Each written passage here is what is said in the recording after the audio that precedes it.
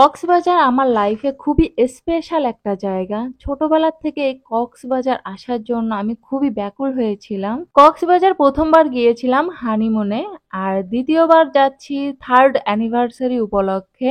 আর এই কক্সবাজার ঘিরে রয়েছে আমার অনেক অনেক মধুর স্মৃতি, যেটা আসলে কখনোই ভোলার নয়। এখন আমরা আছি গ্রিন লাইন স্লিপার কোচে, যেটা প্রতি সিট ভাড়া পড়বে 2500 টাকা করে। আর দুইটা সিট আমাদের পড়েছে 5,000 টাকা। আর সামনেই দেখতে পাচ্ছেন জুতা রাখার সুন্দর ব্যবস্থা রয়েছে। এই বাসে ওঠার পরে আমার ছোট্টবেলার কথা মনে পড়ছিল। নানার সঙ্গে যখন নানার বাড়ি যেতাম, তখন আমার বাসে করে যেতে হতো। তখন প্রচন্ড কষ্ট হতো, বমি করতাম।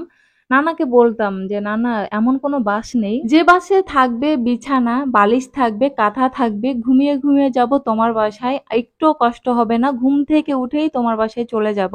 নানা হেসে দিয়ে বলতো, না রে ভাই, এমন কোনো বাস নেই যেখানে তুমি ঘুমিয়ে ঘুমিয়ে যেতে পারবা। ছোট্টবেলার সেই চিন্তা ভাবনা এখন কিভাবে মিলে গিয়েছে দেখেন, যে বাসে যতক্ষণ ছিলাম মনেই হচ্ছিল না যে বাসে ছিলাম, মনে হচ্ছিল রুমে শুয়ে আছি। তারপরে কুমিল্লা পৌঁছায় আমরা একটা বিফ খিচুড়ি নিয়েছি, কারণ আমি জার্নি পথে ভারী খাবার একদমই খেতে পারি না। আমার বর নিয়েছিল, তার কাছ থেকে খেয়েছি। বিফ খিচুড়িটা আসলে অসম্ভব মজা ছিল। খাওয়ার শেষে আমার বর নিয়েছিল দুধ চা, তারপরে আমি কফি নিয়েছিলাম। আর বলছিলাম যে কুমিল্লার রসমালাইটা অসম্ভব ভালো হয়, টফিটাও ভালো হয়, যাওয়ার সময় আমি রসমালাই নিব। আমার বর বলছিল হ্যাঁ তুমি নিও, বলে হেসে দিচ্ছিল। আমি ব্যাপারটা বুঝিনি, পরে বুঝতে পারলাম আমরা যাওয়ার সময় তো যাব ট্রেনে, তাই এবার আর কুমিল্লার রসমালাইটা আমার নেওয়া হয়নি। যতবারই আসি না কেন কুমিল্লার রসমালাইটা আমি বাসার জন্য নিয়ে যাই, আমার কাছে খুবই ভালো লাগে। আমাদের সময় শেষ হয়ে গিয়েছে, আমরা বাসের কাছে যাচ্ছি, যে দেখি ড্রাইভার সাহেব আসেনি। এইখানে দাঁড়িয়ে আমরা পুরানো স্মৃতিচারণ করছিলাম। আমরা 2021 সালে যখন হানিমুনে যাই, সেই দিনটা ছিল রবিবার।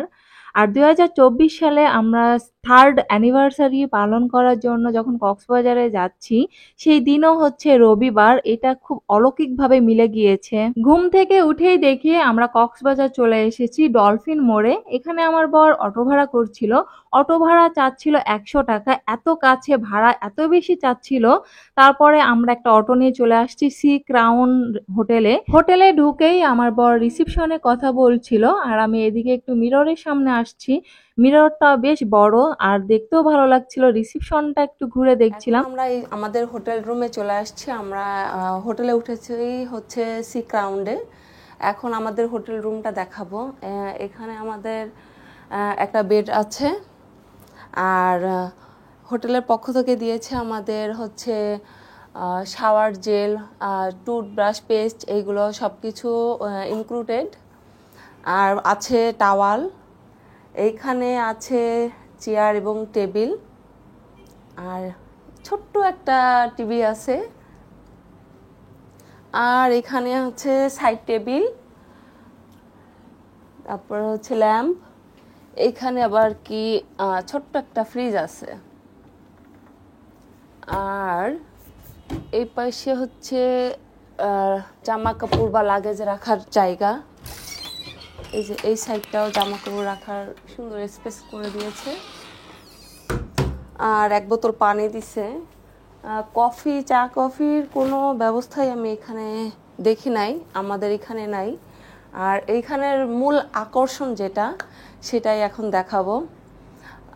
এই যে মানে আমাদের রুম থেকেই আমরা হচ্ছে সি ভিউটা এনজয় করতে পারবো। ঠিক আছে, এই যে সমুদ্র দেখা যাচ্ছে, মানে কত কাছ থেকেই আমরা সমুদ্র দেখতে পাচ্ছি, এবং রাত্রেও কিন্তু এই ভিউটা এনজয় করতে পারবো, খুবই ভালো লাগবে। আমরা যে হোটেলে আছি দেখতে পাচ্ছেন, সামনে হচ্ছে রাস্তা, তারপরে হচ্ছে বিচ, তারপরে হচ্ছে সমুদ্র দেখা যাচ্ছে। এখন আমি যেখানে দাঁড়িয়ে আছি তার সামনেই হচ্ছে কলাতলি বিচ, তার ডান সাইডে হচ্ছে সুগন্ধা বিচ। আমরা যখন সিগালে ছিলাম তখন আমরা সুগন্ধা বিচে বেশিটা সময় কাটিয়েছি, আর এখন আমরা কলাতলি বিচে বেশিটা সময় পার করব, কারণ আমাদের রুম থেকে কলাতলি বিচ একদমই কাছে। আর আমাদের রুমের ভাড়া পড়েছে 5,400 টাকা। শালিক রেস্টুরেন্টটা অনেক বিখ্যাত, এখন সেই শালিক রেস্টুরেন্টে খেতে যাব আমরা। আর দেখা যাক যে ওইখানে কি কি খাবার পাওয়া যায়। আর আমাদের হোটেল থেকে শালিক রেস্টুরেন্টটা অনেক কাছে, এজন্য আমরা আজকে শালিক রেস্টুরেন্টে খাবো। এখন আমরা হাঁটতে হাঁটতে শালিক রেস্টুরেন্টের দিকে যাচ্ছি। যেহেতু আমাদের হোটেল থেকে শালিক রেস্টুরেন্ট একদমই কাছে, তাই আমরা হাঁটতে হাঁটতে চলে আসলাম শালিক রেস্টুরেন্টে। দেখতেই পারছেন সুন্দর করে লেখা রয়েছে। রেস্টুরেন্টের মধ্যে ঢুকেই দেখি রেস্টুরেন্টটা বেশ বড় এবং গোছালো।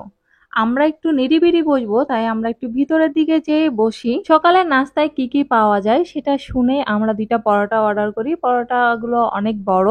তারপরে আমরা মুগ ডাল নিই। মুগ ডাল আছে হচ্ছে মুরগির গিলা আর হচ্ছে নরলি।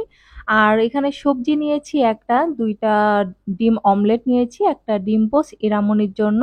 খাবারগুলো খেয়ে আমাদের কাছে পরোটাটা বেশি মোটা মনে হয়েছে, আসলে অনেক শক্ত হয়ে গিয়েছিল। আর সবকিছুই ঠিক আছে। ভিডিওটা কেমন লাগলো কমেন্ট করে অবশ্যই জানাবেন। আপনারা সবাই ভালো থাকবেন। আল্লাহ হাফেজ।